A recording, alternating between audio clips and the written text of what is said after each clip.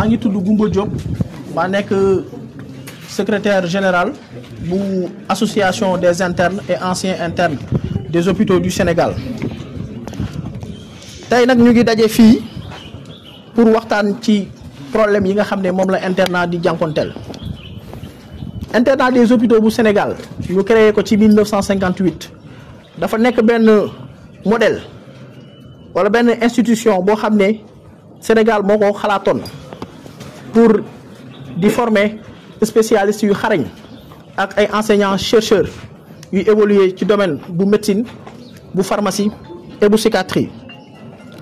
waaye nag depuis ay années internat des hôpitaux de Dakar bi nga xam ne moom moo njëkk a nekk ñu dem ba ci kanam ñu soppi ko biñ créé yeneen université yu am faculté de médecine comme ci Saint-Louis ci Ziguinchor ci Bambey ci Thiès.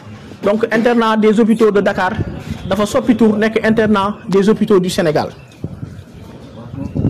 donc nag internat bi nga xam ne ñu ngi ko créé depuis 1958 textes yi ko régiroon moo fi nekk ba tey mu nekk loo xam ne nii nekkul lu ñu mën a nangu parce que jamono boobu ak jamono bii nekkul benn te diggante bi lu ci bëri soppeeku na. donc loolu nekk benn point boo xam ne nii nekk na lu ñuy laaj te bu nekk lu xel nangu suñ jógee ci loolu ñu ñëw ci problème mu dëkkuwaay yi nga xam ne fa la interne des hôpitaux yi di nekk. parce que buñ nee internat mooy ki nga xam ne nii dafay dëkk ci hôpital bi comme ça saa yuñ ko soxlaa mu mën a jóg pour répondre aux besoins. parce que interne mooy médecin bi nga xam ne mën naa ne boo ñëwee hôpital moom ngay njëkk a gis et booy génn moom ngay mujjee gis. mooy médecin bi nga xam ne mooy kii gën a jege ki nga xam ne moo ñëw di faju ci l'hôpital. donc tey bu ñu xoolee dëkkuwaay fii ñu taxaw tey moom la ñuy wax internat de Fann mooy fi nga xam ne fa la médecin interne yi nekk hôpital Fann dëkk. boo leen xoolee logement bi yàgg na yàggaay goo xam ne doy na waar trop alerté nañ nag autorité bi lu dul benn du ñaar ba tey li ci mujj mooy miir bee ngeen di gis ci côté bi. dafa daanu te mënoon naa daanu ci kaw kenn indil ñu problème yoo xam ne duñu xam fu mu jëm. may leeralaat aussi que ne gannaaw internat bu Fann buñ jëlee yeneen hôpitaux yi benn amu ci internat. mën nañ jël hôpital bu Dalal Jàmm bi nga xam ne tey li ëpp ci ay interne après biñ tëjee Dantec foofu lañ nekk internat boobu hôpital boobu noonu naan hôpital Dalal Jàmm amul internat. donc interne yi fa nekk yëpp dañuy obligé bu ñu jugee foofu noonu wàcc dem di ñibbi seen kër wala ñu am ay logement yoo xam ne pour ñu trouver ko c'est difficile parce que indemnité de logement yi ñu koy pallier tey nekkatul loo xam ne nii méngoo na ak fi jamono toll. donc ñuy ñëw ci ñeenteeli point bi nga xam ne moo tollool li ñuy wax revalorisation des émoluments et des primes de garde. tey su ma jëlee exemple bu hôpitalu Fann bi ñu nekk nii ñu ngi fay interne yi garde lu toll ci 7500 7500 mooy junne ak juróomi téeméer mu nekk lu doy waar. ngay dem ci benn service boo xam ne ñaari interne dañuy garde wala benn interne ak benn dees may profité di nuyu waale suñu xarit yi nga xam ne ñooy waa commerce. donc 7500 boo ko séddooyee ku nekk day am ñaata 3500 wala 3750. muy tolloog lan juróom benn téeméer wala juróom ñett téeméer ak juróom fukk donc mu nekk loo xam ne lu doy waar la boobu ba léegi ñu koy wax di ko xeex waaye ba léegi amuñu ci saafara. donc il faut que population bi xamee ko noonu suñ jógee ci loolu jot naa ko brosse sànq wax naa ci les textes boo waxee texte wax programme parce que boo waxee texte yi nga xam ne ñoo régir internat dafa benn programme boo xam ne nii donc moom lañ ciy joindre. muy programme bu internat nga xam ne ñun ñii ba ñuy waajal internat moom lañ jàng pour mën a réussir nekk fii tey programme boobu dafa nekk programme bu yàgg boo xam ne ni méngootul ak actualité yi tey donc bokk na ci li ñuy laaj ñu xoolaat programme boobu noonu nu mu gën a gaawee ñu mettre ko en vigueur.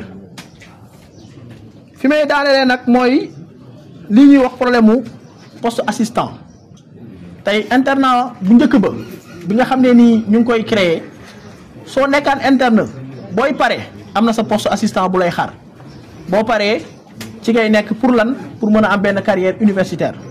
tey nag mënuñu wax ne interne yëpp mën nañ am poste assistant waaye li ñuy laaj mooy poste assistant mën naa ne ubbeekootul te li koy firndeel bokk na ci concours agrégation bu CAMES bii mujj nga xam ne mu ngi amoon ci Conakry ci Guinée seetlu nañ ne Sénégal mu ngi proposé woon ñeent fukk ak ñaar ci ay candidats mu nekk benn lim boo xam ne nii pays buñ jegee bu ma mën a wax dëkk bu toll ni Mali par exemple moo ñu ëppale wala bu toll ni Côte d'Ivoire donc loolu di firndeel ne fi mu nekk nii ñu toll poste assistant presque ubbeekootul te loolu nekkul li nga xam ne moo gën ci Sénégal ndax gis nañ ne après faculté de médecine bu Dakar am na ñeneen URF santé ni ma ko limee sànq yoo xam ne nii tey ci yenn domaines yi yeneen prof ñooy jógee Dakar di dem di leen jàngali mu nekk loo xam ne nii mënoon na ñàkk suñu recruter woon assez d'assistants pour ñu mën a wéyal seen i programme UFR ba mën a nekk UFR boo xam ne dina mën a doxal boppam.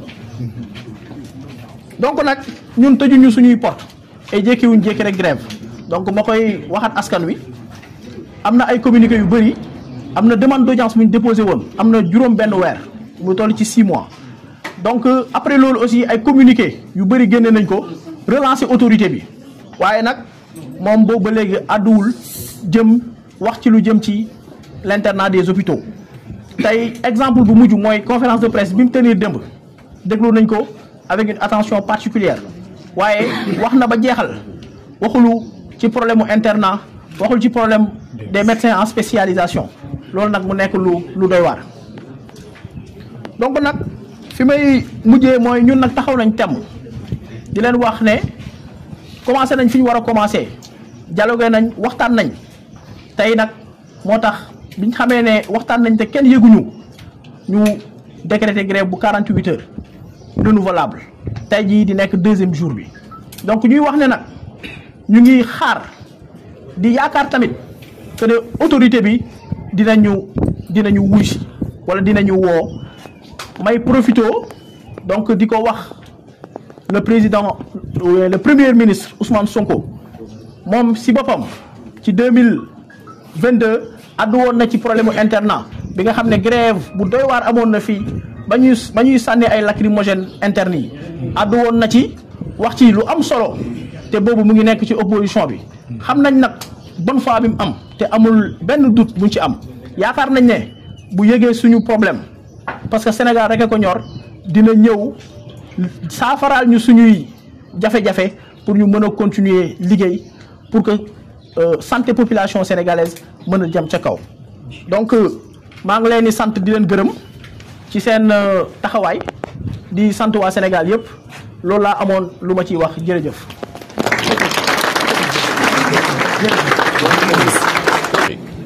Je suis là en tant que médecin, d'abord, avec mes jeunes frères qui sont en train de défendre une plateforme revendicative. Je suis là en tant qu'ancien interne, parce que j'ai été interne pendant 5 ans. J'ai terminé mon internat et j'ai eu l'opportunité et la chance d'être nommé assistant, ce qui a fait de moi ce que je suis aujourd'hui. Je suis là en tant qu'ancien président de l'association des internes. J'ai eu à présider cette association. Et cette association fait la fierté de tous les médecins. Aujourd'hui, en écoutant la plateforme revendicative de nos jeunes collègues, on se rend compte que c'est la même plateforme revendicative que nous avons nous-mêmes à défendre. Certes, nous avons eu des avancées, mais il y a eu des choses qui restent à faire. Aujourd'hui, ils sont portés volontaires pour aller dans le sens de l'amélioration des conditions d'exercice, de l'amélioration des conditions de pratique médicale pour eux d'abord et pour la population. Pour rappel, l'internat des hôpitaux est un concours, mais c'est le énième concours dans le parcours de l'étudiant qui, après avoir réussi le baccalauréat de la série scientifique, a été orienté à la faculté de médecine, de pharmacie et d'odontologie parce qu'il est jeune, parce qu'il a eu d'excellentes notes et la plupart, c'est un étudiant, c'est un bachelier qui a eu une mention. Donc c'est la crème de la crème. Ils ont eu à faire des études médicales qu'ils ont réussi. Et au terme de ces études médicales, ils ont eu à faire le concours d'internat qui est un concours très sélectif. Donc aujourd'hui, on a des jeunes dévoués pour leur pays, qui n'ont fait qu'étudier dans leur vie et aujourd'hui qui revendiquent des conditions d'exercice. Et pour être cohérent avec nous-mêmes, nous ne pouvons pas ne pas les soutenir. Donc nous leur témoignons de notre soutien total parce que ce n'est que la continuité de la lutte que nous avons à mener en tant qu'interne. Aujourd'hui, ces jeunes auraient pu décider, après leur bac, d'aller étudier à l'étranger. Ils ne l'ont pas fait, ils sont restés au Sénégal. Ils auraient pu, après l'obtention de leur doctorat, aller travailler dans le privé ou bien aller à l'étranger.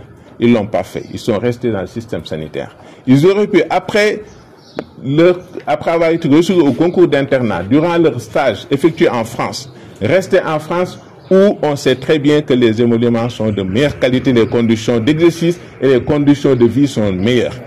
Ils restent ici, pourquoi? Pour assurer la relève des soignants, la relève des enseignants que nous sommes aujourd'hui. Donc si aujourd'hui, l'administration ne fait pas attention, on risque de tomber dans une situation où il n'y aura pas de relève. Donc ces jeunes-là, ce sont des jeunes qui sont dévoués à la cause des malades. C'est des jeunes qui sont dévoués à la cause d'un système de santé qui marche pour ce pays-là. Il faut l'admettre et le reconnaître. Notre système de santé ne marche pas. Il y a un gap énorme qu'il faut combler. Et ce n'est pas à ce moment que nous devons perdre des jeunes qui sont là, qui veulent travailler pour le pays.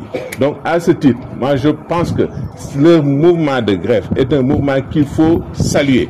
Et j'invite les autorités compétentes à les recevoir dans les meilleurs délais pour s'occuper de leurs problèmes, parce que ces problèmes qu'ils posent sur la table, c'est des problèmes de tous les Sénégalais. Si ce n'est pas fait, des Sénégalais viendront à l'hôpital et ne pourront pas bénéficier de soins. Parce qu'actuellement, c'est ce qui se passe. Depuis la grève de tous ces docteurs en spécialisation, que ce soit les DS, que ce soit les internes, aujourd'hui, on est dans une situation où des malades sont renvoyés chez eux. On est dans des situations où des malades ont besoin de soins, on ne peut pas leur prodiguer ces soins de qualité. Donc, c'est une catastrophe qu'il faut éviter. Je vous remercie.